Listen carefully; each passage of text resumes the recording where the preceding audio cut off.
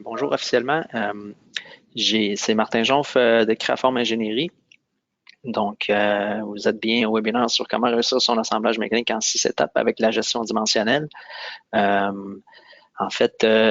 je peux commencer par me présenter. Martin Jonf, je suis avec Créaform depuis un peu plus de 12 ans en fait. Je suis ingénieur mécanique de formation. Puis j'ai une expérience mix de stress, d'analyse stress, puis de gestion de projet multifonctionnel dans différentes industries. Mon travail ma fonction chez Créaform, je suis responsable du bureau de projet, donc j'ai lancé la responsabilité de l'ensemble des projets pour Créaform Ingénierie. Donc, j'ai vu que dans les inscrits, il y avait aussi plusieurs compagnies qui nous connaissaient. Puis, fait qu'il y a peut-être des gens du monde qui nous connaissent dans les inscrits. Puis sinon, en fait, la personne aujourd'hui qui va faire le corps de la présentation, c'est Cédric Chéné. Cédric Chéné, c'est un diplômé de l'ENA avec plus de 8 ans d'expérience, avec beaucoup d'expertise, en fait, puis d'applications pratiques pour les concepts de tolérancement géométrique. Puis il a travaillé principalement dans l'industrie aéronautique et ferroviaire depuis le début de sa carrière. Donc, ça devrait être assez intéressant pour la plupart d'entre vous.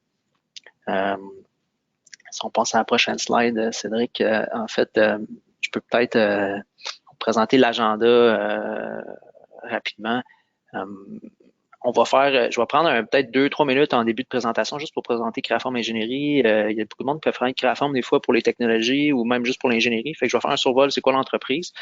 Après ça, Cédric va plonger dans l'aspect plus tolérancement géométrique, les origines, puis le contexte, le GD&T, le tolérancement géométrique dans le contexte moderne.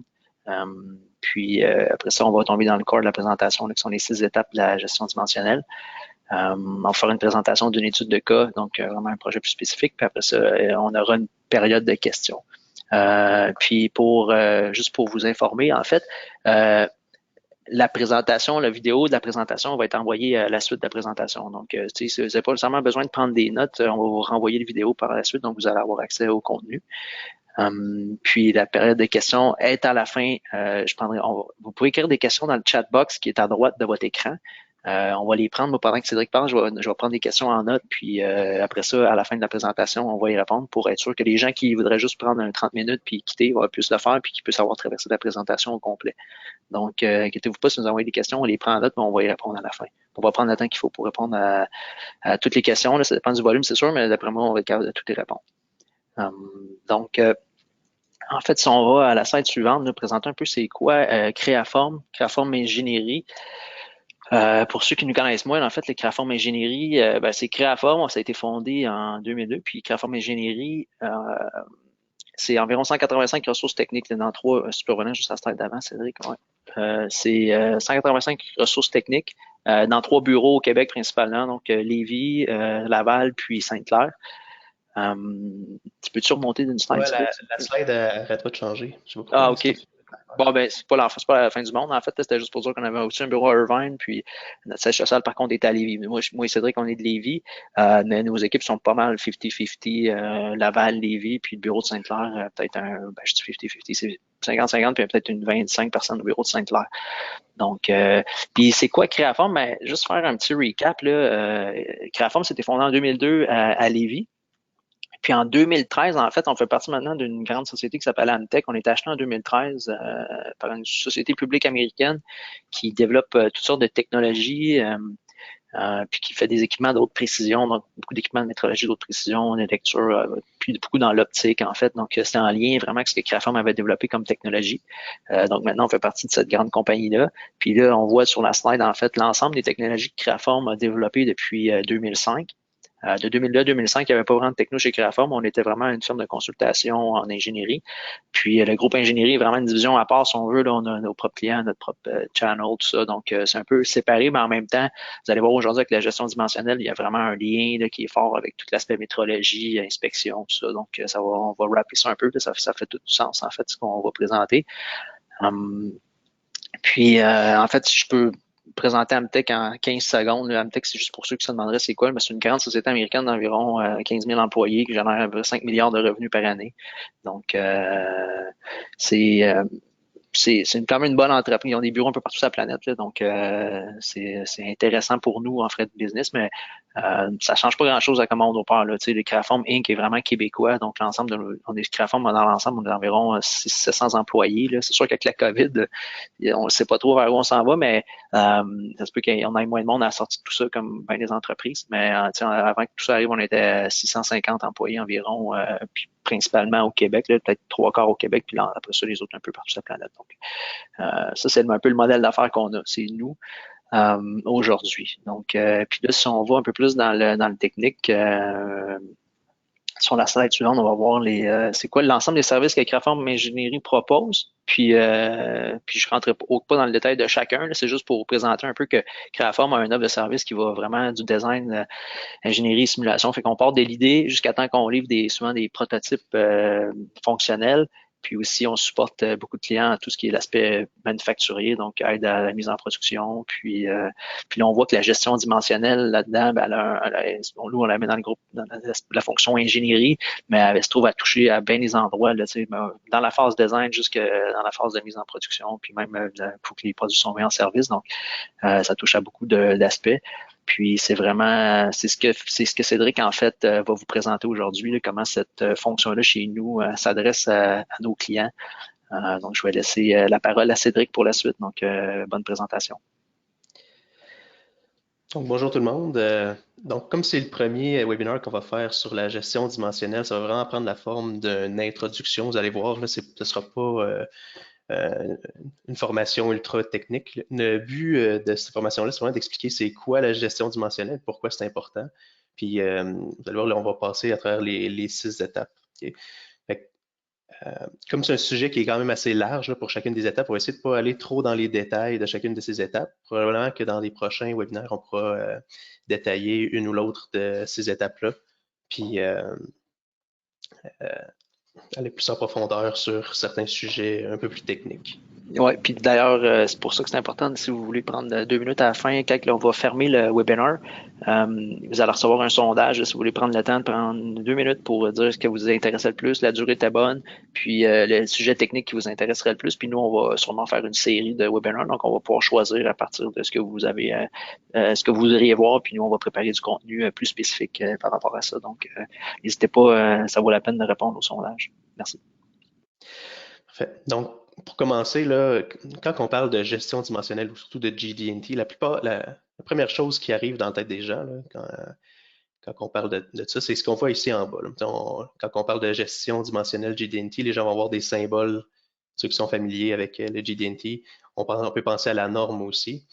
Je pense que la première chose qu'on veut faire, c'est un peu distinguer la gestion dimensionnelle du GD&T. Les deux travaillent ensemble. Mais le GD&T, c'est vraiment le langage qui va être utilisé pour communiquer les informations. Puis la gestion dimensionnelle, c'est toute l'étude, c'est tout ce qui est autour du GD&T. Et donc, pour bien comprendre comment est-ce que ça interagit, comment est-ce que ça s'intègre l'un avec l'autre, je pense que ça vaut la peine de regarder, de faire un retour sur l'origine du GD&T, comment est-ce que tout ça a commencé. Puis ça peut donner un peu une idée aussi pourquoi est-ce que c'est encore important dans le monde manufacturier moderne qu'on a aujourd'hui.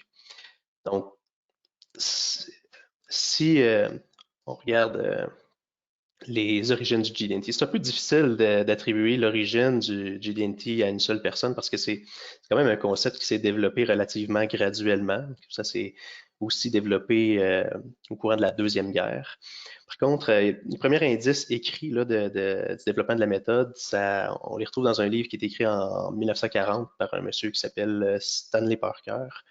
Le nom du livre, là, ça s'appelle Note on Design and Inspection of Mass Production Engineering Work. Okay, donc, Stanley Parker, c'est un monsieur-là, il travaillait dans des fabrications de pièces de sous-marins, plus particulièrement là, dans des pièces de torpilles de sous-marins au courant de la guerre. Puis, les défis qu'il y avait à cette époque-là, il y avait des gros défis. Le premier, c'était surtout d'augmenter drastiquement les cadences de production. Pour contribuer à l'effort de guerre, il fallait que ça fonctionne, puis fallait qu'on soit capable de produire rapidement puis pour peu cher. Donc, les défis qui étaient à résoudre. C'était premièrement d'éviter de rejeter les pièces qui étaient bonnes, d'éviter de mettre en service des pièces, des mauvaises pièces. Et si on envoie des mauvaises pièces sur le terrain, puis on s'en rend compte juste quand c'est le temps de l'utiliser, c'était vraiment pas une bonne chose durant la guerre. Puis on voulait aussi, une des grosses choses qu'on voulait, c'était permettre l'interchangeabilité des pièces. Euh, ça, permettre l'interchangeabilité des pièces sur le terrain. Dans le fond, on voulait être capable de faire des réparations sur les véhicules. En utilisant une pièce d'un autre véhicule, on pouvait faire la réparation sans avoir à faire de fit-up ou d'ajustement à l'assemblage. Donc, en cherchant une façon de régler ces défis-là, ils se sont rapidement rendus compte qu'avec des cotes dimensionnelles 2D, comme ce qu'on voit ici sur le petit dessin à droite, là, il n'y avait pas de façon de définir ce qu'on voulait. On va le voir un peu plus en détail tantôt, le pourquoi, là, mais il manquait de façon de décrire la géométrie de la pièce, puis surtout décrire les variations géométriques de la pièce. Pas être capable d'avoir des pièces, une définition qui respectait ces caractéristiques-là. Donc, ce qu'ils ont fait au départ, c'est vraiment définir les géométries sous forme de texte et dans les dessins. Au lieu de mettre des cotes, là, quand on cherchait, comme par exemple la concentricité, là, les premières façons qu'on le définissait, c'était avec du texte. Donc, tout ce qui est symbole, ce qu'on voyait un peu avant ici, là, les symboles géométriques, ça a été développé par après. Donc, c'est pour ça, on va parler de gestion dimensionnelle, GD&T. C'est vraiment un langage, puis le langage c'est pas le core de la gestion dimensionnelle, c'est la façon de communiquer l'information, le résultat de ce qu'on fait.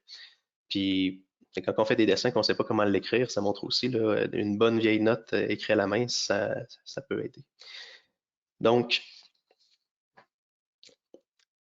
si on tombe dans le contexte manufacturier moderne d'aujourd'hui, qu'est-ce qu'on cherche à faire aujourd'hui? Bon, il y a trois choses qu'on voit à l'écran. Il y a la décentralisation. Ce que ça veut dire, c'est que beaucoup de produits qui étaient fabriqués à un endroit, dans une seule usine, aujourd'hui, on va vouloir décentraliser, fabriquer une partie du produit à quelque part, une autre partie du produit à quelque part, puis tout assembler ça dans une autre usine. Les raisons pourquoi est-ce qu'on veut faire ça, c'est souvent question financière. Là, on veut spécialiser les usines, les rendre plus productives dans un endroit. Puis c'est un trend qui est déjà là dans plusieurs industries ou qui va arriver assez rapidement pour les autres. Ce qu'on veut faire aussi, c'est du design modulaire.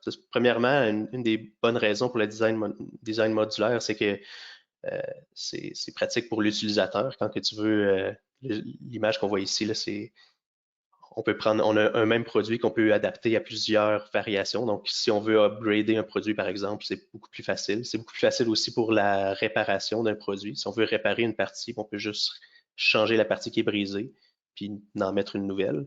Mais une des grosses raisons pourquoi est-ce qu'on veut faire du design modulaire aussi, autre que pour le consommateur, c'est aussi pour réduire les coûts de développement. Si on pense à un produit qu'on a un peu comme ça ici, si on veut faire une nouvelle version de ce produit-là, on peut redesigner juste la partie qui a besoin d'être redesignée. Puis, on n'est pas obligé de redesigner tout le reste au complet. Tant qu'on a bien défini des interfaces qui sont modulaires, on peut diminuer de beaucoup le coût de design. Ensuite de ça, bon, c'est sûr, l'automatisation, il y en a de plus en plus, puis ça ne va pas arrêter. Quand on parle d'automatisation, on voit l'image d'un bras, c'est pas juste l'automatisation robotique, là, il y a aussi des chaînes d'assemblage qu'on veut avoir, augmenter les cadences, on veut que les pièces fit toujours dans le même gabarit. On peut considérer ça aussi un peu comme une forme d'automatisation. Donc, si on reprend ces trois grands trends-là modernes, on peut voir que les utilités de ce qui a été développé en premier, là, ici, là, durant la guerre, d'éviter de rejeter des pièces si elles étaient bonnes, éviter de mettre en service des mauvaises pièces, puis permettre l'interchangeabilité des pièces, ça a encore toute sa valeur dans le monde moderne. Donc, si on regarde, par exemple, quand on dit décentralisé. Bon, on veut que quand on ship des pièces d'une usine qui est peut-être à l'autre bout de la planète puis qui arrive dans une autre usine, on va s'assurer qu'ils soient bonnes tout le temps. On ne veut pas envoyer des batches de mauvaises pièces. Donc, ça nous prend un langage qui est assez précis pour documenter les caractéristiques des pièces qu'on veut. On veut de l'interchangeabilité aussi pour les designs modulaires, en effet, puis l'automatisation aussi. C'est quand on a un bras robotisé qui vient prendre une pièce dans une boîte puis l'installer sur un assemblage, on veut s'assurer que la pièce va fitter à tout coup. On ne veut pas avoir à faire des ajustements. Donc, pour ça, ça prend un design qui a été fait en pensant à l'interchangeabilité. Donc, c'est un peu pour ça que c'est important le JD&T, puis la gestion dimensionnelle. Puis si on va dans les fameuses 6 étapes, et les 6 étapes, on les voit ici. Le JD&T, comme vous voyez, c'est vraiment une des étapes. C'est là où on va faire la définition d'un produit sur le dessin 2D. Mais c'est vraiment, c'est pas lui à lui tout seul qui va faire que ton produit va avoir toutes les caractéristiques qu'on vient juste de discuter. Donc, si on veut avoir le plus possible toutes les caractéristiques, la modularité, l'interchangeabilité, la, la bonne définition des requis, il faut vraiment passer à travers toutes les étapes le plus possible. Là, la roue, elle tourne, c'est un processus qui est parfois itératif. Idéalement, absolument, on commence toujours au niveau de la conception du système. Et là, chacune de ces étapes-là, on va les voir plus en détail. Là, on n'ira pas dans des détails ultra techniques. On a à peu près une ou deux slides par étape pour expliquer qu'est-ce qu'on fait dans chacune de ces étapes-là. Mais dans les grandes lignes, au début, ce qu'on va vouloir faire au niveau de la conception du système, la première chose à faire, c'est de définir des requis qui sont fonctionnels. Donc, on en parle un petit peu tantôt. Ensuite de ça, on va vouloir définir la méthode d'assemblage, la documenter aussi, super important. Ensuite de ça, on va faire des analyses. Au niveau des analyses, c'est là qu'on va se rendre compte. Si on a des petits problèmes avec nos requis, on va être capable de revenir à la conception du système, puis faire quelques petites corrections. Mais une fois qu'on est satisfait de nos requis, puis on a fait des analyses, puis que tout fonctionne, là, on peut passer à la mise en plan. C'est là que le GD&T intervient. Le but du GD&T, c'est vraiment de décrire tout ce qu'on a trouvé depuis le début. Là, c'est un exercice de communication. Puis ensuite de ça, bon, là, une fois que la production est commencée, on va inspecter notre production. Puis ça va nous permettre aussi après ça de faire une analyse d'impact pour savoir bon, s'il y a une des caractéristiques qui n'est pas atteinte, ça va être quoi l'impact, sur quel requis fonctionnel va être impacté. Donc, on commence avec le premier, c'est vraiment, selon moi, un des plus importants, là, la définition des requis fonctionnels. Qu'est-ce qu'on veut dire par ça? Bon, les requis fonctionnels, c'est un requis qu'on va retrouver la plupart du temps sur le produit fini. Donc, ça peut être un gap esthétique, ça peut être un requis aussi fonctionnel ou de performance. Et on va voir, il y a plusieurs types de requis, mais la meilleure façon de le définir, c'est souvent quelque chose une caractéristique qu'on va vouloir retrouver sur le produit fini. Là, on se sert de cette caractéristique-là pour driver notre design. Une des choses qui est importante là, quand on définit des requis, il faut qu'ils soient mesurables. On dit mesurable, il faut qu'ils soient objectifs. Et si on regarde une définition comme le gap doit être beau, c'est un peu subjectif comme définition. On peut pas mesurer ça, on peut pas vérifier l'atteinte d'un requis comme ça. Il faut que ça soit, bon, le gap doit être 5 mm plus ou moins 2 mm. Là, on sait exactement de quoi qu'on parle, puis on est capable de dire on l'atteint ou on l'atteint pas. Puis idéalement, ça va être sur des éléments critiques du produit. Donc, si on prend un exemple là, de cas, on peut regarder un 4 roues, par exemple. Bon, ben, il va avoir, dans un premier temps, des dimensions ortho du véhicule, donc la largeur, longueur, etc. Ça peut être des caractéristiques qu'on veut retrouver sur le produit fini. Ça va être certains, on va pouvoir les définir en tant que requis. Il va aussi avoir, bon, par exemple, l'alignement des roues qui vont affecter la dynamique du véhicule quand on va le conduire. Là, c'est vraiment juste un extrait. Là, il peut y en avoir là, une liste interminable. Mais on essaye de trouver les plus critiques, puis c'est sur là qu'on va se focusser en premier. Mais là, si on suit, là, même si on regarde le gap doit être de 5 mm plus ou moins 2 mm, ou la largeur, la longueur, c'est encore pas suffisant. Ce qu'on va vouloir, c'est vraiment définir là, de quelle surface à quelle surface. Fait que là, si on regarde ici la largeur du véhicule, bon, ben, il faut définir c'est de où est-ce que ça part, puis c'est où est-ce que ça finit. Parce que déjà là, en partant, il peut y avoir plusieurs interprétations. La largeur du véhicule, quelqu'un pourrait dire, bon, je vais le mesurer au maximum de mes pneus ici, ou je vais le mesurer à l'intersection, à l'interface entre mes pneus et ma suspension. Bon, quelque chose qu'on va chercher à voir, c'est vraiment quelque chose comme ça. D'une interface à une autre interface, on a une dimension, on a une tolérance. Un autre exemple, ça pourrait être comme le camber de la roue, par exemple, ici, qu'on va chercher à voir. On sait que c'est par rapport à la verticale, on a un angle maximum de roue, on a une tolérance qui est définie. Donc, c'est ça le but de la première étape. Il faut qu'on définisse bien nos requis. Une fois que nos requis sont bien définis, deuxième chose qu'il faut qu'on fasse, on va passer à la prochaine étape, c'est vraiment la méthode d'assemblage.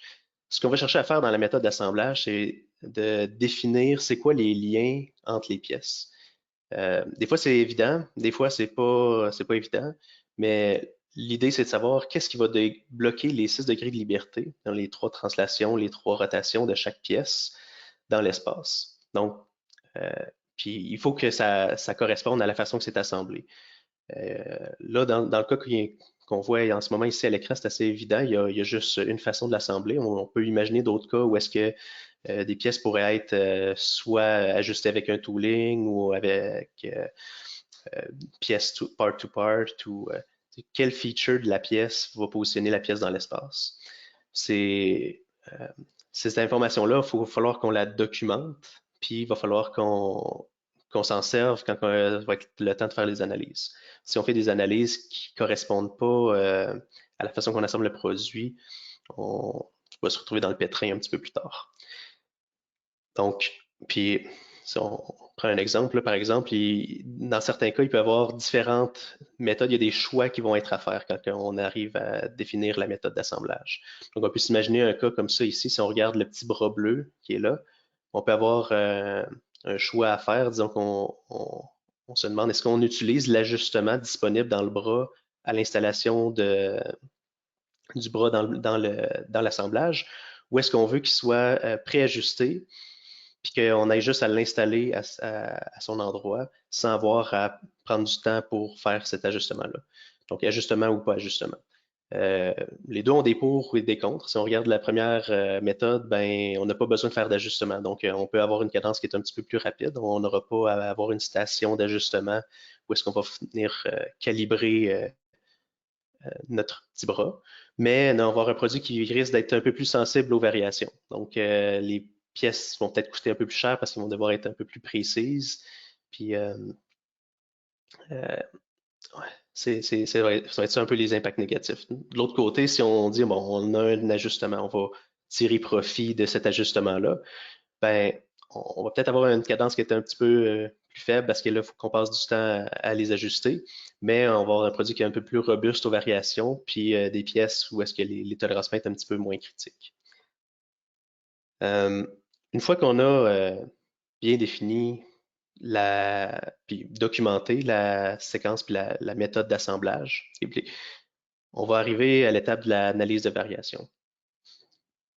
Ce qu'on voit ici dans l'analyse de variation, c'est un simple stack-up linéaire en 2D. Ce qu'on cherche à faire, c'est utiliser l'information qu'on vient de retrouver, à savoir quelle feature de quelle pièce contrôle sa position dans l'espace, les additionner pour voir le résultat. On revient au requis qu'on cherche à atteindre. Est-ce que le résultat est atteint?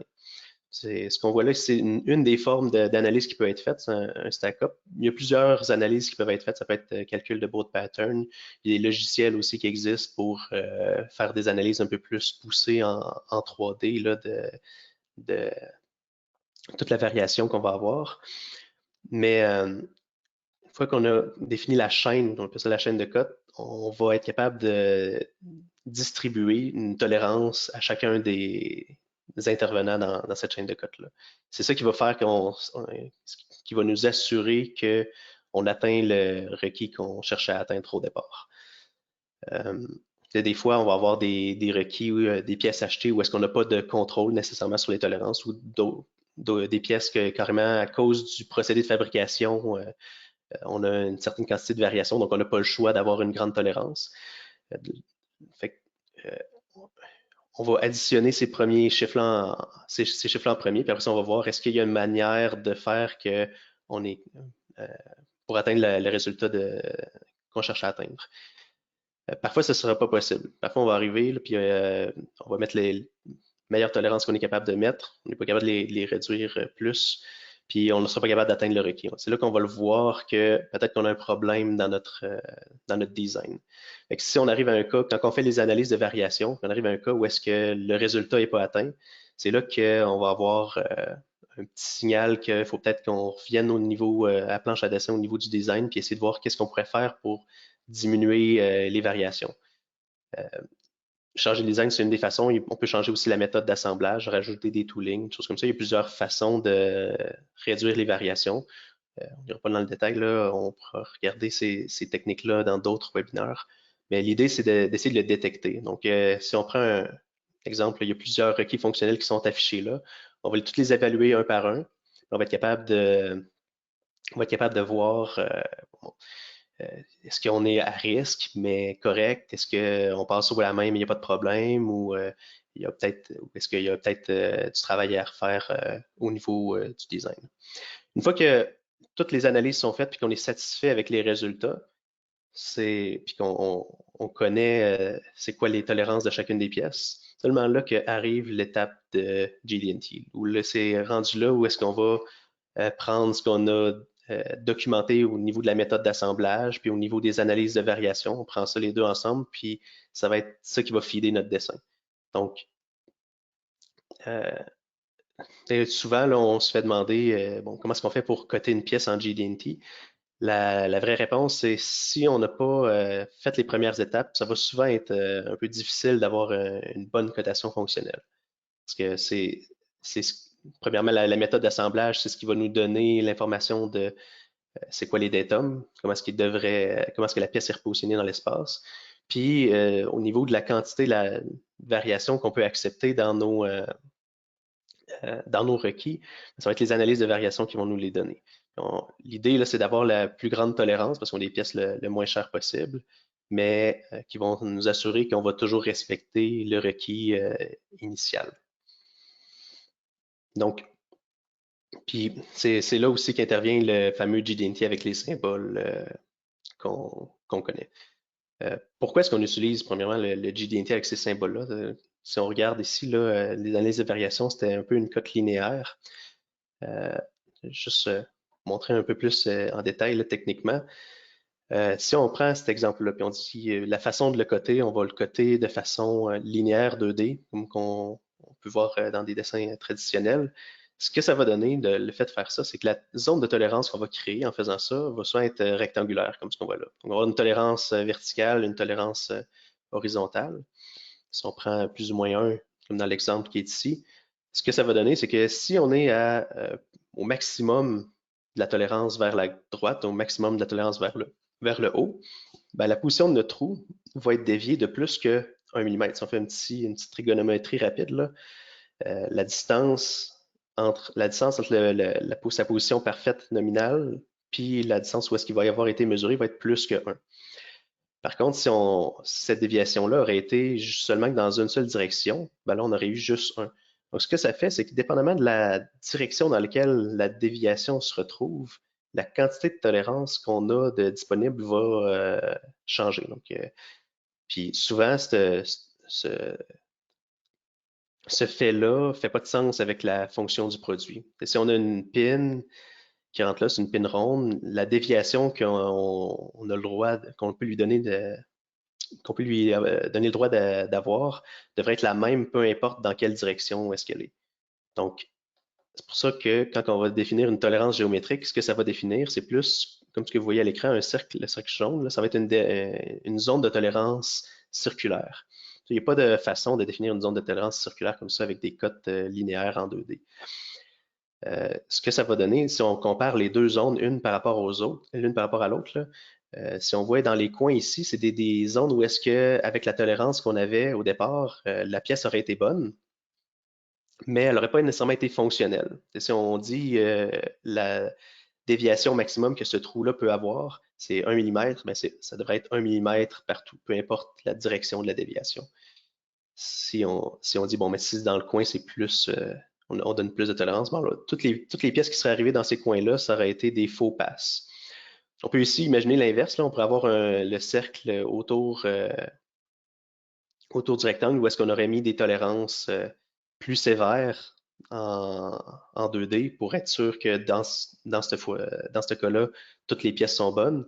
Là, ça aurait juste donné le résultat inverse. On aurait eu des faux fails. On aurait eu des pièces qu'on aurait identifiées comme étant mauvaises, mais il aurait pas, il aurait été acceptable fonctionnellement. Donc, c'est pour ça que le fait de définir ça en JD&T, c'est pas juste pour le fun, c'est qu'il n'y a pas d'autre façon que ça pour définir un requis fonctionnel.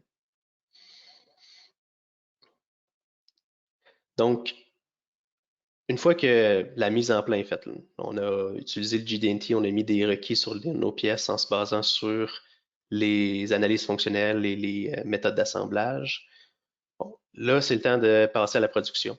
Donc, à la production, ce qu'on va faire, c'est on va produire parfois dans plusieurs usines. C'est justement ces documents-là qui vont servir à définir si les pièces sont bonnes ou pas. Donc, on passe à l'étape d'inspection.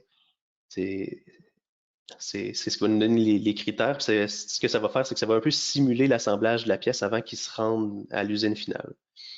Ça évite beaucoup d'aller-retour entre les pièces. Si on regarde un peu au début là, la distribution des usines de production, ce qu'on parlait au début,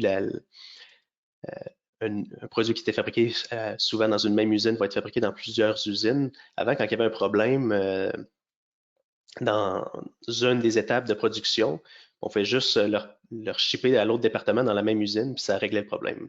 Mais quand on arrive avec des chaînes d'approvisionnement qui sont mondiales, ben, il faut qu'on soit capable de savoir à 100% si la pièce est bonne ou pas avant de faire le shipping de la pièce. Donc, l'inspection, c'est la partie qui va nous dire si la pièce est bonne ou pas en revenant. Une fois qu'on a des résultats comme ici, là, vous voyez, on peut avoir des résultats qui sont pas bons, donc des pièces qui rencontrent pas toujours les requis. Donc, quand on regarde les rapports d'inspection, des fois, on a des faits. Ce que ça va nous permettre, si on a bien fait toutes les étapes aussi, une fois qu'on est rendu à l'analyse d'impact, ça va être de savoir ce fail-là, ça va être quoi l'impact réel sur mon produit, c'est quoi la fonctionnalité de mon produit qui va être affectée. Donc, ce requis-là, on le sait, il est lié en partant du début à un requis fonctionnel. On l'a utilisé dans une chaîne de code, on l'a défini en fonction de la méthode d'assemblage. S'il fail, on sait exactement à quelle chaîne de code l'attribuer. Donc, ce qu'on peut faire avec ça, c'est reprendre la même chaîne de code qu'on a utilisée, la même analyse, puis réinputer les résultats réels des pièces qu'on reçoit. Puis, le fait de failer une des pièces ne fait pas nécessairement que le requis final va être failé. C'est un point là, qui est pas toujours compris, là. Mais ce qu'on cherche à atteindre, ce n'est pas une dimension sur une pièce, mais c'est un résultat final. Puis ce résultat final, là, il est souvent conséquent de plusieurs requis manufacturiers. Donc, si on prend cet exemple-là ici, on a plus ou moins 1 qui n'est pas vraiment plus ou moins 1. Le mesuré est à plus ou moins 1,5. Donc, en théorie, on fail ce requis-là sur le bras de suspension mécano-soudée. Mais par contre, si on regarde, on va prendre des mesures sur le châssis, lui, on n'est plus à plus ou moins 2, on est à plus ou moins 1 dans la valeur réelle. Donc finalement, si on réadditionne les valeurs réelles, ben, ça se peut qu'on passe le requis. Oui, puis par expérience, on l'a vu souvent dans le passé, on a beaucoup de clients qui nous contactent pour des mandats qui ont des problèmes de production, en fait, des problèmes d'assemblage. Puis souvent, dans l'analyse, on va faire une espèce d'analyse racine ou ce qu'on appelle un root cause analysis, puis on va remonter un peu la chaîne. Puis c'est sûr que nous, on a tout plein d'appareils de mesure du côté technologie. Fait qu'il y a beaucoup de clients qui vont faire avec nous juste pour faire des inspections dimensionnelles. Ça nous permet d'avoir les informations de savoir, OK, on fait une série de mesures sur une série de pièces, un lot de pièces. Puis après ça, on peut refaire l'étude pour savoir, effectivement, la tolérance était trop serrée. Puis on le voit quand même assez souvent, des tolérances beaucoup trop serrées pour rien. Finalement, c'est fonctionnel, sa ligne d'assemblage, ou ça pourrait être fonctionnel, sa ligne d'assemblage, fait qu'on vient rechanger des tolérances de différentes pièces pour que finalement, sans minimiser l'impact qu'on a besoin de faire sur les toolings chez nos fournisseurs ou sur les opérations qui sont faites à l'interne dans notre compagnie. Là. Donc, c'est quand même de quoi qui est assez fréquent qu'on voit dans l'industrie. C'est ça, exactement. Dans le fond, là, la plupart des gens, là, ils vont commencer à lever la main quand on est rendu vers les dernières étapes. Et tant que ça marche pas, c'est ici on en entend parler. C'est là que les problèmes commencent à arriver. Mais si on n'a pas bien fait toutes les autres étapes d'avant, c'est là que le coût va commencer à augmenter pour régler ces problèmes-là. Parce qu'il faut qu'on commence souvent une analyse, qu'on cherche au cas par cas, ça va être quoi les problèmes. Donc, plus qu'on s'y prend tôt à commencer à bien documenter puis analyser nos choses, moins que ça coûte cher. Donc, si on commence Ouais, ici, ça va toujours coûter moins cher. c'est Si on clair. attend, c'est jamais impossible de revenir puis d'essayer de réparer un design quand on est rendu ici, mais on va pas dans le bon sens, là. Ouais. Ça va toujours être plus cher. Exact. C'est clair que plus on avance, plus si on a kické des toolings, puis on a des fournisseurs qui sont déjà engagés, qui ont dépensé de l'argent pour, ou même à l'interne, on a dépensé de l'argent pour l'équipement pour de la fabrication, puis on a même fabriqué des lots de pièces déjà, mais là, l'impact est déjà plus grand pour avoir à rechanger tout ça. Donc, puis il existe, tu sais, parce que là, on le fait de façon très réel, si on veut, c'est-à-dire on fabrique la pièce, mais c'est même possible dans des softwares. Là, on présente un cas simple à 1D, si on veut, mais la réalité, c'est qu'il existe des logiciels qu'on a dans chez nous, le 3DCS, qui permettent de faire des analyses, des simulations en fait d'assemblage. Donc, on vient mettre l'adhérence sur chacune des pièces avec chacun de leurs datums, puis on vient regarder c'est quoi la variation statistique, si on veut. Donc, dans le lot qu'on recevrait de nos fournisseurs, par exemple, on vient tout mettre ces pièces ensemble, puis on voit c'est quoi les plus grands contributeurs. Puis, pour exemple, on va faire l'analyse d'un gap, on pourrait dire, ben, c'est un gap qui suit un capot, exemple, donc il s'en va dans toutes sortes de directions. C'est pas en une dimension qu'on peut l'analyser. Mais on vient voir c'est quoi les plus gros contributeurs sur un capot. Ça va être, mettons, exemple, le hinge qui est situé 24 pouces plus haut, finalement, qui vient avoir un gros impact sur la ligne de gap qu'on a avec le phare du véhicule.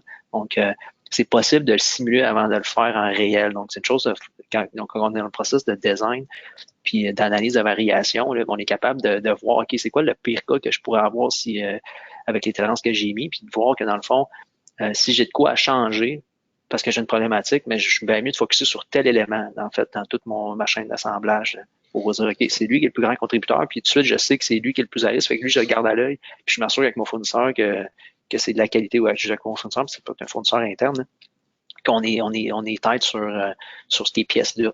Donc, on est capable de faire cette analyse-là. Donc, on a des outils qui existent là, qui fait qu'on n'a pas besoin de fabriquer plein de pièces pour faire des tests pour voir, OK, finalement, ouais, j'ai un peu plus d'enjeux là, puis j'ai plein de touch-up à faire un coup que je suis à la ligne de production. Là. C'est ça. Dans le fond, c'est vraiment ça. Puis ce qu'on vous montre ici, c'est un peu schématique. Là, on l'a simplifié pour les besoins de la cause. Là. Si on regarde un assemblage comme ça, surtout en plus un assemblage qui va bouger en dynamique, là, il y a beaucoup de choses à tenir en ligne de compte. C'est pas seulement linéaire. Là. On va essayer de faire des meilleures analyses plus poussées. Mais en gros, c'est à peu près ça les étapes. Si on récapitule juste dans les détails, vous avez vu, c'est vraiment pas très technique. Là, c'est un survol des 6 étapes. Donc, ce qu'on a à retenir, là, les premières étapes, là, en fait, les étapes dans l'ordre, en premier, il faut qu'on définisse les requis. Ensuite, on définit les liens entre les pièces. On étudie les variations sur l'assemblage. Bon, là, on vérifie si ça fonctionne. Une fois qu'on est sûr que ça fonctionne, on définit les variations acceptables sur le dessin. On les inspecte, on analyse les résultats. C'est un peu simpliste, peut-être, mais c'est vraiment ça les étapes qui sont à suivre. Puis, si on plonge dans chacune des étapes, peut-être dans des prochains webinaires, on pourrait plonger individuellement dans chacune des étapes. Vous allez voir, ça peut aller, on peut aller dans beaucoup de détails dans chacune de ces étapes-là, puis ça peut devenir intéressant aussi. Donc, ça fait le tour pour la partie technique. OK. Je sais pas si on est rendu voir, on va faire un petit sommaire là, juste pour revenir sur comment on peut vous supporter si jamais vous avez des enjeux qui sont reliés à la gestion dimensionnelle, là, en fait. Là, puis je veux traverser pas chacun des items un par un, mais en gros, on peut aller, on peut vous former. On a des cours qui sont qu'on est capable d'offrir. Donc, je sais pas si tu es capable de revenir sur l'autre slide. C'est ça, c'est ça. Si on regarde là, toutes les étapes, on peut supporter à travers chacune de ces étapes-là, on a des cours de disponibles pour peu importe l'étape dans laquelle on est rendu, là. Toi, tu voulais parler de la slide, celle-là ici? Non, l'autre d'après, ouais, celle avec les images 3DCS, Polyworks. Ouais, c'est ça.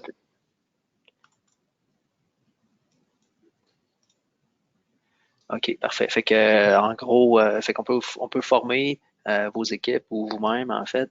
On peut supporter l'ingénierie pendant le développement de produits, c'est-à-dire vraiment être plus en collaboration durant le développement du produit pour introduire les notions ou les bonnes pratiques de lancement géométrique. Du support à la mise en production, honnêtement, là, ce qu'on voit le plus souvent, c'est des clients qui ont des enjeux. Puis on parlait de pièces mobiles tantôt, là. On peut parler d'une porte de train, on peut parler d'une porte d'autobus, des pièces mobiles de suspension, tu sais, des assemblages mécaniques qui bougent où le fit il devient important pour qu'il n'y ait pas de gap dans le salon de mouvement. Donc, c'est là que souvent qu'on vient à l'assemblage avoir des enjeux parce qu'on se rend compte qu'on n'atteint pas exactement les requis fonctionnels. Donc, 80% de ça, nos clients viennent nous voir pour ça. Mais idéalement, vu qu'ils investissent peut-être un peu en amont, au lieu de construire en mode de résolution de problème, mais en mode plus avoir mieux conçu le produit à la base, puis permettre plus de jeu sur les éléments qu'on sait qui vont être plus à risque, dans le fond, plus loin dans notre assemblage. Donc souvent, on veut avoir un peu de jeu dans l'installation de la porte pour être capable de l'installer. Là, on sait que le frame, il va avoir une bonne variation d'un bout à l'autre. C'est des grands assemblages, mettons, un train ou un autobus. Donc, quand on vient installer des pièces mobiles, ben là, il faut se donner du jeu qu'on veut avoir. Même chose pour les gaps de panneaux. Il y a moyen de jouer avec où on met nos tolérances pour arriver avec des endroits où on a tout le jeu qu'il faut pour que quand on vient mettre le dernier morceau, mais le gap, il paraît bien quand même. Donc, puis support en cours de production, mais c'est sûr on a des équipements aussi de mesure à travers le groupe Créaform, donc c'est sûr qu'on peut aussi faire même littéralement la prise de mesure. C'est un peu, on peut offrir un service qui est vraiment adapté à notre clientèle. Puis sinon, pour conclure, moi je voulais juste, puis je n'ai déjà parlé en fait là, mais on a une sorte de logiciel, là, on a passé rapidement, puis on n'est pas entré dans le technique, mais des logiciels comme 3DCS qui permettent de faire la simulation des variations, puis des études statistiques un peu plus, puis PolyWorks et autres qui sont des logiciels vraiment plus de prise de mesure, faire des rapports dimensionnels. Donc les outils aussi, ils sont disponibles, puis on couvre le Québec partout sans problème là, avec nos équipes. Fait que ce qui compte pour retenir aujourd'hui, puis c'est vrai que j'ai fait un petit bout des setups à retenir, là, mais aussi c'est que la gestion dimensionnelle, là, c'est plus que des tolérances sur un dessin, c'est un peu un processus qui implique tout le monde. Donc c'est pas juste l'étape de dessin, mais c'est l'étape de design des analyses fonctionnelles. Donc ça, je pense que c'est le point le plus important à comprendre. Coup que ça c'est compris, souvent là, ça se passe beaucoup mieux dans les entreprises pour développer des produits qui sont répétables et qui sont fiables. Puis on peut vous supporter sur l'ensemble de votre produit, dans le fond, là, autant à partir du design que jusqu'à que les équipements sont en service. Souvent, ce qu'on voit, c'est des grands services, soit des problèmes d'assemblage dans l'usine, mais aussi des grands services. Ça peut être des produits qui sont déjà sur le marché puis qui viennent avoir du frottement excessif ou qui viennent coincer parce que l'utilisation, par exemple, en hiver, ben, fait qu'il y a une variation thermique puis on n'avait pas prévu assez de jeu au dessin initialement ou dans l'analyse fonctionnelle. Fait que c'est vraiment sur ces enjeux-là, fait qu'on peut faire du root cause analysis aussi pour remonter, dire, ben, effectivement, il faudrait se permettre plus de jeu à certains endroits. Donc, ça touche on peut vraiment toucher à tous ces aspects-là. Puis, je vous ai rappelé de ne pas attendre que vos produits ne fonctionnent plus avant de faire appel à nous. S'il y a de quoi, le plus tôt c'est mieux dans un process. Là. Donc, plus tôt on est dans le design, mieux c'est fait. Souvent, moins ça coûte cher à régler des problèmes, en fait. Donc, ça s'applique à la gestion du matériel, souvent comme à la simulation puis au calcul analytique pour être sûr que notre produit est fiable. Donc, pour moi, c'est un peu tout. Je pense qu'après ça, on va tomber dans période de questions. Il y a déjà eu 45. Donc, je vois que j'ai une question. Je ne sais pas, Cédric, si tu la vois. Euh, Je vais les ouvrir, ça sera pas long. Ouais, ok. La question, ouais, je la vois, comment ce processus d'analyse peut se faire dans la multiplication des joueurs dans le domaine de fabrication? J'imagine que ce que la personne veut dire, c'est que il y a les clients du client qui est préfabriqué avec des dessins du premier client. Fait que c'est sûr que c'est là que les requis fonctionnels ou que puis c'est sûr que le OEM il y a une certaine en tout cas je sais pas si tu veux répondre mais le OEM il y a une certaine responsabilité là-dedans de d'assurer que les requis fonctionnels sont bien compris à travers toute la supply chain. Ouais, C'est un peu ça d'avoir un langage universel là. C'est sûr que si on sous-traite, ben c'est important de donner des variations aux interfaces qui sont supposées, qu'on est supposé avoir. Peut-être que Cédric a une réponse plus ben c'est ça. pertinente que la C'est mienne sûr que encore. Là. dans certains cas, ça se peut que ça soit, tu sais, on n'ait pas le choix, là. Des fois, il y a des fournisseurs de certaines pièces que c'est des fournisseurs, des gros fournisseurs, puis ils définissent des choses à leur façon, ils ont leur façon de faire. Euh, on peut intégrer, essayer il y a toujours un petit travail d'interprétation des fois, là, dépendamment le type de pièce. En fait, le type de définition des variations qu'un fournisseur en particulier va nous donner. Mais idéalement, c'est comme tu as dit, je pense que c'est vraiment important de faire percoler ça dans toute la chaîne d'approvisionnement le plus possible, si c'est possible.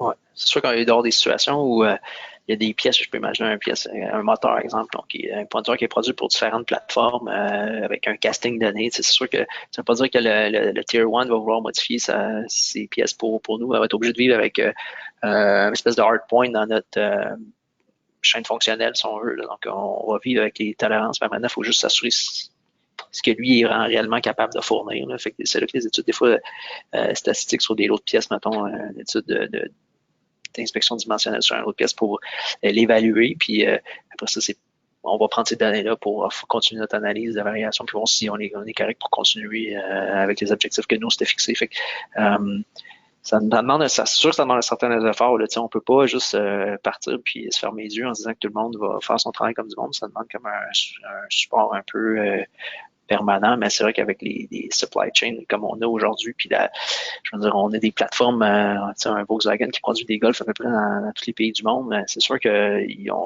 faut que les suppliers, autant qu'ils soient aussi, sont au Mexique, en Allemagne ou en Belgique, il y ait des mêmes requis, puis normalement, de rapports de variation trop dans les pièces qu'ils fournissent. Fait, parce que Volkswagen va avoir bien défini ce qu'ils s'attendent de recevoir de leurs fournisseurs. Là puis ils vont les tenir tête. C'est sûr que c'est souvent des chaînes d'approvisionnement qui sont déjà très bien développées là, dans l'automobile, là, mais puis là, selon la maturité d'une chaîne d'approvisionnement, c'est sûr que des fois, il peut y avoir un peu plus de travail à faire avec des plus petits fournisseurs qui sont moins habitués avec des critères serrés ou même d'interprétation. Mais tu sais, encore là, ça m'amène à dire c'est possible. Tu sais, on accompagne souvent, tu sais, on travaille avec beaucoup de OEM au Québec, puis souvent on va travailler avec leurs suppliers aussi. Donc nous, on vient faire des inspections dimensionnelles d'une pièce, mais s'il y a des enjeux, on peut supporter aussi le supplier pour dire, mais regarde, tu as aussi les outils que tu as pour fabriquer, mais est-ce que ce qu'on va te suggérer de faire, c'est peut-être d'utiliser ce processus-là pour être plus en contrôle de certaines dimensions sur les pièces. Fait il y a de l'accompagnement qui peut se faire aussi avec les suppliers rendus là, si ça vient causer des enjeux sur la chaîne d'assemblage finale. Là. Justement, tu parlais du domaine automobile, là. En automobile, c'est justement une des industries où est-ce que ces trois choses-là sont vraiment implémentées. C'est là qu'il y en a le plus, là, de la décentralisation, du design modulaire et puis de l'automatisation. Il y a Ouais. d'autres industries qui sont peut-être pas encore rendues là, puis ça comprend aussi les fournisseurs. Mais Ouais. On a vu BRP dans les dernières années là, qui sont un peu qui ont amené un peu le concept One Piece Low. Là, fait, ils ont les usines au Mexique, il y a des nouvelles usines au Mexique, donc ils ont vraiment migré vers un modèle de cette nature-là. Puis ça leur permet de fabriquer un véhicule side-by-side donné avec telle pièce accessoire dessus, puis là, tout de suite après, fabriquer un autre avec d'autres variations, mais c'est la même ligne. Donc, tu sais, c'est inévitable dans ce cas-là d'avoir des fournisseurs qui suivent ce type de design-là, mais aussi, puis je pense qu'il y a, en tout cas, puis là, ça sera peut-être du contexte de la présentation, mais je pense qu'il y a une responsabilité de l'OEM dans ce cas-là à l'accompagner peut-être aussi son fournisseur là, pour être sûr qu'il comprend bien où il s'en va puis qu'est-ce que ça peut impliquer. Fait que des fois, à vouloir saigner trop nos fournisseurs, il y a ça aussi, le fait qu'à un moment donné, ils n'ont peut-être pas les outils pour pour se rendre là. C'est pas des changements qui sont juste liés à l'OEM, c'est des changements qui affectent toute la chaîne d'approvisionnement comme on voit. Donc, c'est important que quand on veut faire ces changements-là, si on implanter des trucs modulaires, mais penser à tous nos fournisseurs et essayer de les aider là-dedans là, pour gagner sur le long run, en fait. Je pense que c'est là qu'une compagnie comme la nôtre peut être utile dans ce cas-là. Quand on sait que ça s'en vient, je pense qu'on peut supporter le supply chain sans que vos efforts, les groupes d'ingénierie des OEM aient à supporter tout le temps le supply chain jour après jour. Donc, on va regarder s'il y a d'autres questions. Ouais, je vais ici.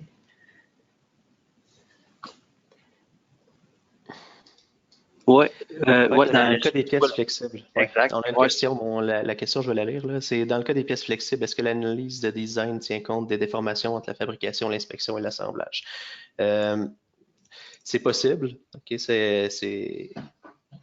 les pièces flexibles, c'est souvent même semi-flexibles, c'est souvent les cas qui sont les plus touchés à analyser.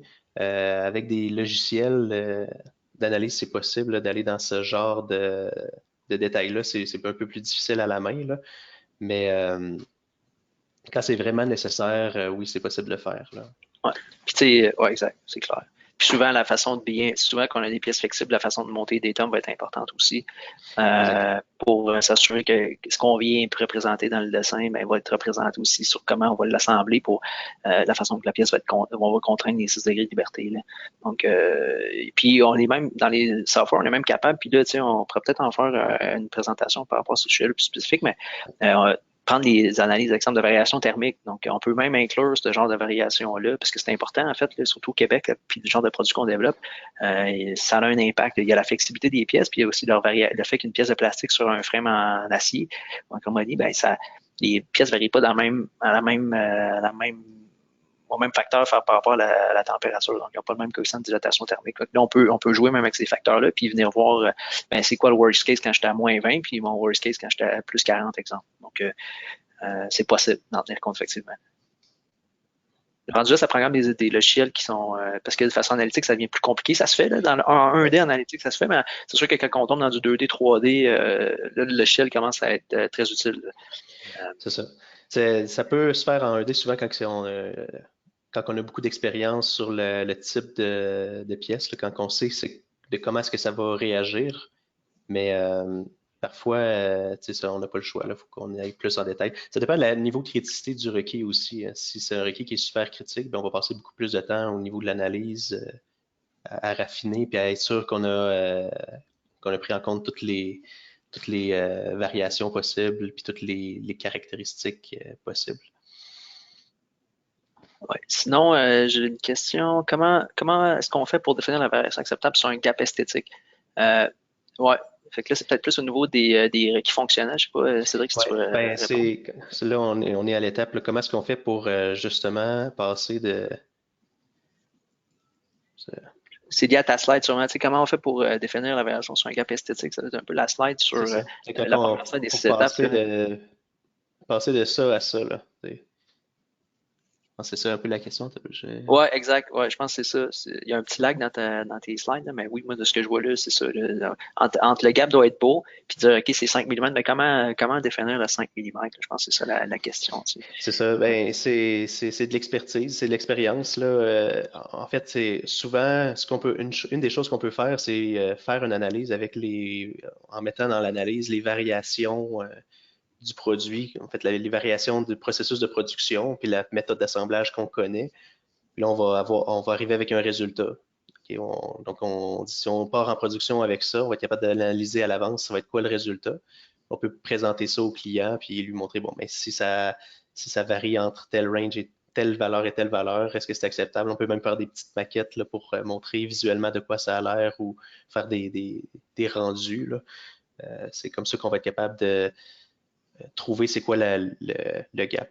Ça dépend vraiment des industries comme des industries automobiles où est-ce qu'ils ont des standards là, dans des véhicules. Il faut que ça soit toujours la même chose. Il faut que ça soit telle valeur plus ou moins telle valeur. Puis on veut que ça soit on veut avoir un feeling égal à travers tous nos produits. Donc c'est des nouveaux produits. C'est sûr que c'est un peu plus difficile. Là. On va y aller avec des prototypes, puis on va simuler des gaps maximum, minimum, puis on va essayer de Ouais. définir avec le client c'est quoi qui, pour lui, est acceptable et pas acceptable. Puis, tu sais, je vois qu'il y a une personne qui nous dit qu'une présentation sur les surfaces des tomes pour les pièces flexibles, ça serait intéressant. Ouais. Puis, tu sais, il y a aussi des trucs qui souvent que les compagnies finissent par avoir là, pour euh, mettre les gaps tout en même endroit où, si on veut, avoir le gap à l'endroit où c'est peut-être moins visible. Donc, se permettre un certain jeu aux endroits où on peut se le permettre puis que l'œil humain ne le verra pas. Là. Puis c'est un travail de design qui est quand même important dans ce contexte-là. Il y a des compagnies qui sont bonnes quand même à jouer avec ces aspects-là. Donc, effectivement, c'est un bon point. Sinon, il y avait une autre question. Pourriez-vous clarifier vos services par rapport à support à la production? Oui, ben en fait, je peux répondre à celle-là. C'est que dans le fond, souvent, en fait, il y en a vraiment plusieurs. Là, support à la production, nous, on est un groupe d'ingénierie qui, en fait, on va, par exemple, concevoir du tooling, ou on développe des produits, on aide nos clients à développer des produits. Puis après ça, il faut faire l'industrialisation, donc les amener à être capables de les produire avec certaines cadences. Puis là, la gestion dimensionnelle, parce que là, c'est une présentation qui est plus spécifique à la gestion dimensionnelle, mais là-dedans, dans le fond, ça permet de s'assurer avant de lancer la production qu'on est en contrôle dans notre design de produit, que ça devrait fonctionner pour chacune des stations, chacun des mouvements, puis après ça, qu'on ait des outillages en conséquence aussi, donc on peut aider à concevoir certains outillages pour soit contrôler, fait que ce qu'on va appeler des gauges, des outillages de contrôle, c'est-à-dire on vient mettre une pièce flexible, exemple, là, pour revenir aux pièces flexibles, on va faire des toolings avec des tomes dessus qui ont bien installé la pièce. Prendre un exemple, une coque des silos, ben ouais, c'est on va appeler ça des datum target en fait, puis on va venir les clamper, on va les mettre à zéro dans un tooling, puis après ça, on va venir mesurer les différents éléments mécaniques, features sur la coque, par exemple, qu'il faut venir mesurer avant d'installer d'autres équipements dessus. Donc là, il y a vraiment la question est large, puis il y a beaucoup de trucs qu'on offre. À la limite, on pourrait peut-être s'en reparler en dehors de la rencontre si vous êtes plus intéressé, mais il y a différents aspects. Puis tout l'aspect inspection aussi, on a tous les équipements d'inspection dimensionnelle pour faire des scans, des mesures par palpage. Donc, dès qu'on peut venir faire l'analyse, nous aider au niveau de la conception, faire le tooling. Il y a beaucoup de choses sur lesquelles on peut supporter. Puis en DM, ben, souvent c'est une activité un peu plus large qui englobe ces différentes étapes-là pour s'assurer qu'on est en contrôle de tout le process. Là. C'est ça, il y a des. Tu sais, si on voudrait raffiner un peu plus, là, ce qu'on essaie de faire dans ce webinaire-là, c'est vraiment de garder ça le plus simple possible là, à haut niveau. Mais entre ces étapes-là, il y a la production qui arrive à un certain moment donné, il y a les toolings qui arrivent à un autre moment donné. On pourrait raffiner ça beaucoup plus en détail. Là, on va essayer de garder ça le plus sobre possible, mais on peut offrir des services là, d'un bout à l'autre du processus. Là. Ouais, puis pour revenir au gap esthétique, la définition des gaps esthétiques, j'ai une question d'une personne qui met un commentaire comme c'est possible aussi de benchmarker à compétition. C'est-à-dire on prend on prend un lot de véhicules de la compétition, on vient regarder c'est quoi la variation des gaps qu'eux ils acceptent. Puis, parce qu'effectivement, il y a des différentes qualités aussi. Là, on parle d'automobile ou dans le véhicule récréatif ou peu importe, dans les autobus ou tout ce qui a de l'esthétisme un peu dessus. Mais c'est sûr que souvent, quand on paye un produit cher, une Mercedes va être assemblée beaucoup plus tête que je ne veux pas nommer de marque spécifique, mais une voiture, exemple, coréenne d'entrée de gamme, mais effectivement avec des plastiques durs, ça se peut qu'il y ait un peu plus de variation dans les gaps, puis même quand on va regarder les pièces extérieures du véhicule, à l'intérieur et à l'extérieur, ça s'applique, là, mais on va on va s'aligner avec un gap, exemple, du puis on va voir que finalement, le gap, il s'élargit avec sur la longueur, exemple, donc le gap est non constant ou qui est même pas, en fait, il n'est pas flush, là, ou il est pas juste par rapport à l'autre panneau à côté. Donc, on voit que ça peut créer même des silements du son. Esthétiquement, si on se met à inspecter les véhicules, on se rend compte qu'il y a quand même des variations. Là. Fait que quand on se met à regarder un véhicule comme du monde, on voit qu'il y en a pas mal. Puis, les compagnies qui, souvent, vont payer cher pour avoir un bon produit, ben effectivement, l'assemblage est beaucoup plus serré. Ça coûte plus cher pour eux en équipement, puis même en pièces, pour avoir ces tolérances-là. Mais en même temps, ça fait un produit qui est fini beaucoup plus beau. Là.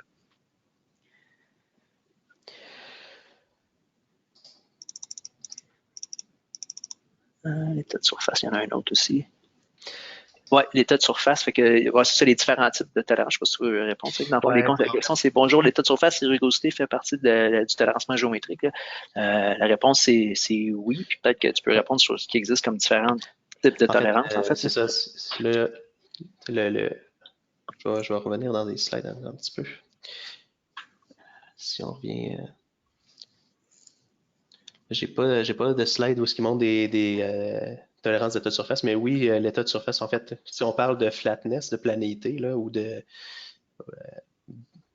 beauté de surface, ça va être des cylindricités, des flatness, oui, ça va être aussi contrôlé par le GDNT. Un peu moins les rugosités. Les rugosités, on les laisse un peu à part, là, mais oui, avec le GDNT, on va venir contrôler les états de surface aussi. Ça fait un peu moins partie de la gestion dimensionnelle, là, ben c'est sûr que ça en fait partie de base parce que c'est une qualité de la surface de la pièce. Mais on va moins aller dans le domaine des rugosités, des qualités de surface, là.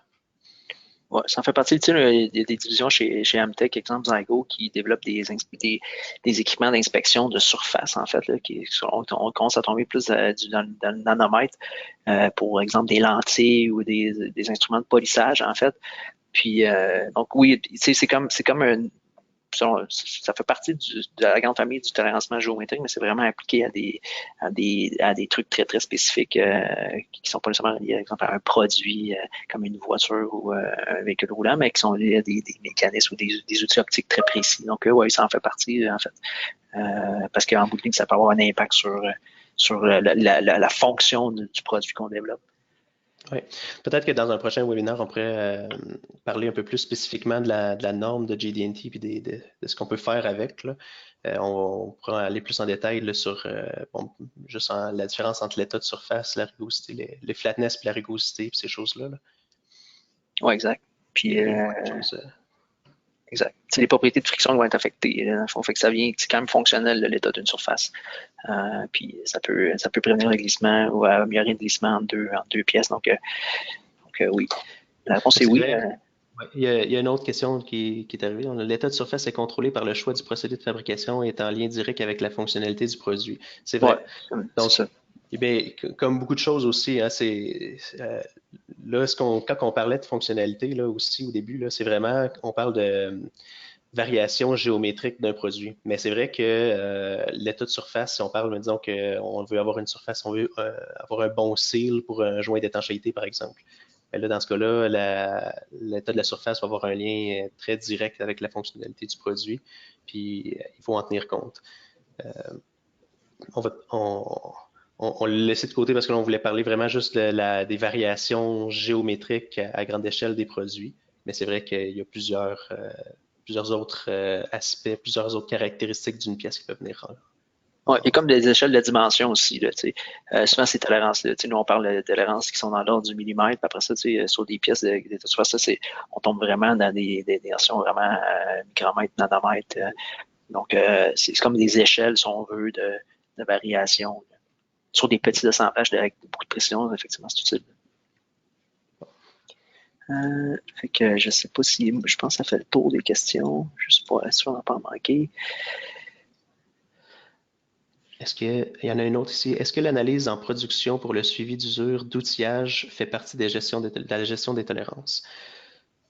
C'est sûr que ça fait partie de tout le cycle du produit, là. Donc, on va être rendu, on est un peu entre l'inspection, l'analyse d'impact. Quand on se rend compte que quelque chose ne fonctionne pas puis qu'on fait une analyse d'impact, on peut aussi se poser la question sur le pourquoi est-ce que ça ne fonctionne pas.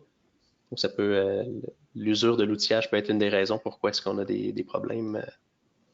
Ouais, moi je peux prendre un puis je sais pas si c'est la bonne réponse, mais c'est sûr que la réponse, ça serait oui à première vue. Puis c'est parce que s'il y a de l'usure sur un tooling, le treadwear, on peut, ça se mesure ça aussi. Fait que là, si à partir du moment qu'on tombe hors tolérance sur notre tooling, mais effectivement, ça fait partie de la gestion des tolérances. Fait qu'il faut le prévoir. Mais je pense que on va souvent l'outillage, on va le faire, puis on va dire bon, il est supposé me produire une pièce qui sort en telle et telle tolérance, dans le fond, dans une enveloppe. Puis à partir du moment qu'il y a trop de wear dessus, à partir de trop d'usure, mais c'est sûr que là, il peut sortir de cette enveloppe-là. Fait que nos requis fonctionnels devraient dire, ben, à partir du moment que j'atteins ce seuil-là, effectivement, je devrais réparer mon tooling ou le changer ou l'ajuster si on peut se prendre d'avoir des ajustements dessus selon le type d'outillage. Donc oui, ça en fait partie. C'est là que c'est que ça devient quand même impliquant jusqu'à un certain point, puis ça demande un contrôle de toute la chaîne des procédés.